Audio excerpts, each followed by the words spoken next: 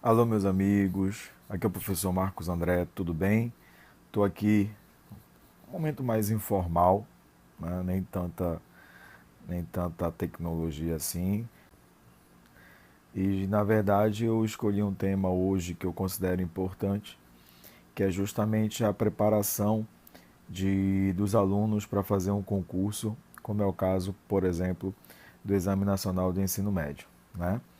Então, hoje em dia, muitos alunos eles tentam buscar qual é a fórmula mágica para serem aprovados em vestibular, em qualquer processo seletivo. A nossa demanda hoje em dia, significativamente maior, é o Enem. Então, como você tem condições de estudar para passar no Enem? Então, uma das coisas que elas são necessárias para isso é que você monte um cronograma de estudos. Um cronograma que você seja capaz de executá-lo. Essa é que é a grande questão para todos vocês. De vocês buscarem um horário, buscarem, primeiro, listar o que vocês fazem no dia a dia de vocês, para em cima dessa necessidade, desse cronograma já estabelecido, dessa tua rotina já estabelecida, você montar o seu horário de estudo, o seu planejamento de estudo. Muitos aqui que estão me acompanhando devem fazer um curso pré-vestibular, outros ainda estão na terceira série do ensino médio. Você tem o horário da grade, né, de disciplinas diária. Muitas vezes tem horário à tarde, outros fazem cursos específicos, né, na área de ciências da natureza, matemática, redação, humanas, etc.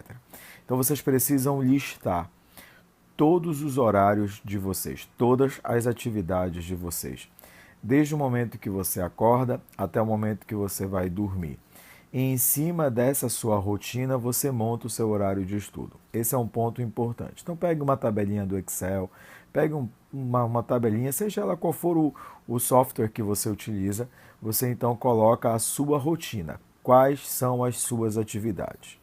Os horários vagos, então, são horários destinados ao seu estudo.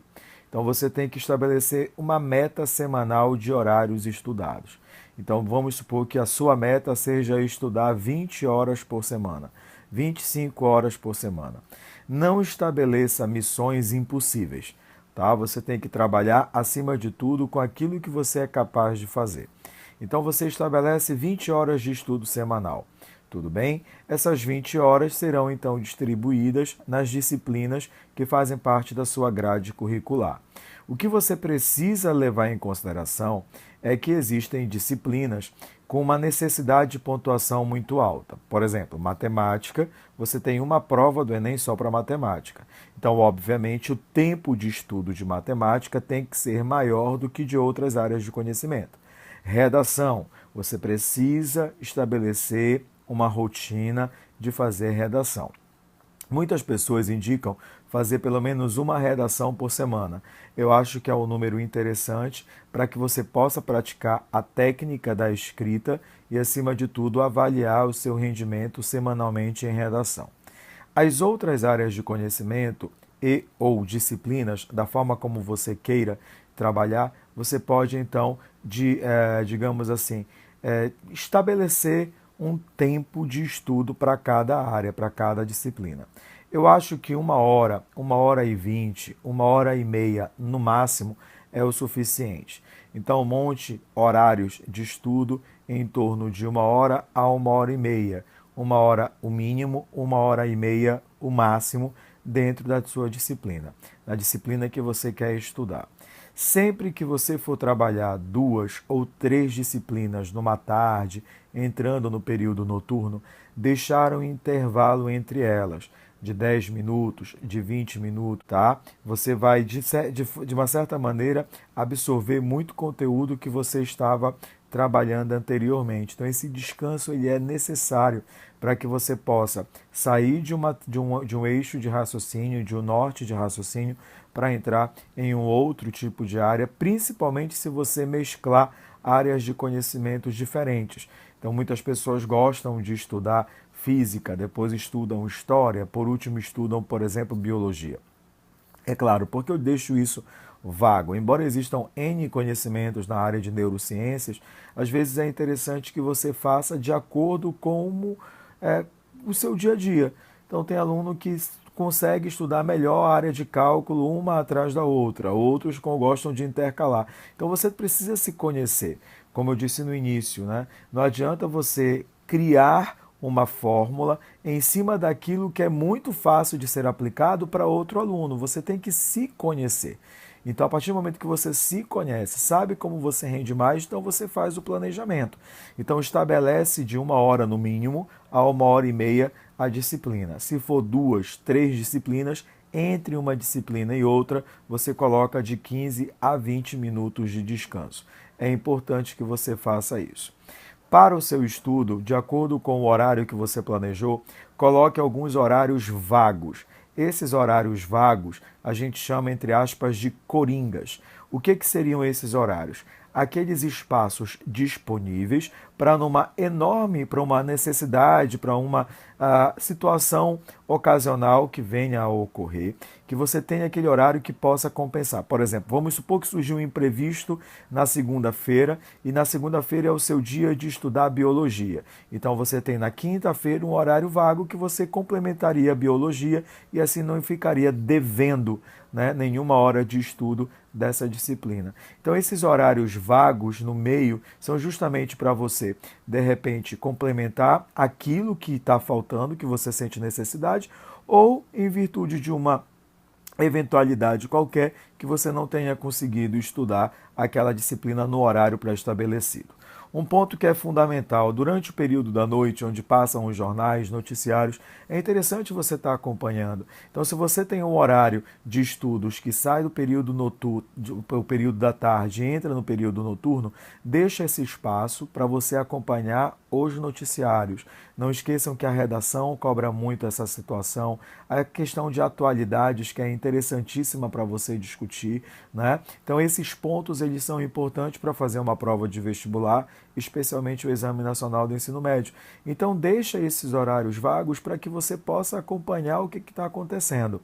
Durante a realização dos estudos, é necessário foco acima de tudo. Filhos, não há nenhuma possibilidade de você estar estudando com o celular do lado, com o celular ligado, chegando mensagem, coisas do gênero. Esquece, ali é o seu momento de trabalho, de execução da sua profissão, de qualificação para que você possa fazer um processo seletivo de alta competitividade, como é o vestibular, especialmente os cursos mais concorridos, como é o caso de medicina. Então você precisa se concentrar, você precisa ter um espaço que seja interessante para você, você precisa ter um ambiente bem iluminado, você precisa ter um ambiente clean, com algumas informações pontuais, entendeu? Para que você não perca o foco. Então não adianta nada você estar aqui estudando biologia e tem um mando de fórmula na tua frente de física, de química. A partir do momento que você observa essa fórmula, você perde o foco. Então é fundamental que você tenha um ambiente que te propicie isso. Tranquilo, né? Um ambiente leve, um ambiente agradável, um ambiente que você se sinta bem. Então aquele momento é o momento que você precisa se dedicar, é o momento que você precisa se concentrar. Então afaste de tudo aquilo que te distraia. Disciplina é tudo no horário de estudo. Então quando você for estudar, procure um ambiente que você se sinta bem, um ambiente confortável, um ambiente clean, um ambiente que seja leve, um ambiente que você possa sentar, passar 1 hora, 1 hora e meia estudando sem te causar tanto transtorno. Há um grande problema, muitas vezes, que a família ela é cheia, a casa super populosa, as pessoas gritam, ficam esperneando. Então, às vezes, é muito difícil o aluno ter concentração numa situação como essa. Sugiro que procure um ambiente calmo, uma biblioteca, por exemplo, uma sala de estudos do teu cursinho. Acho que você pode adequar essa realidade. Tudo bem? Então é só um ambiente agradável, um ambiente confortável, um ambiente limpo, um ambiente claro, com uma iluminação adequada, um ambiente que você se sinta bem, tranquilo, sem nenhuma forma de distração, porque ali naquele momento você precisa ter foco acima de tudo. Meus amigos, estudar para passar no Enem tem que seguir essa rotina.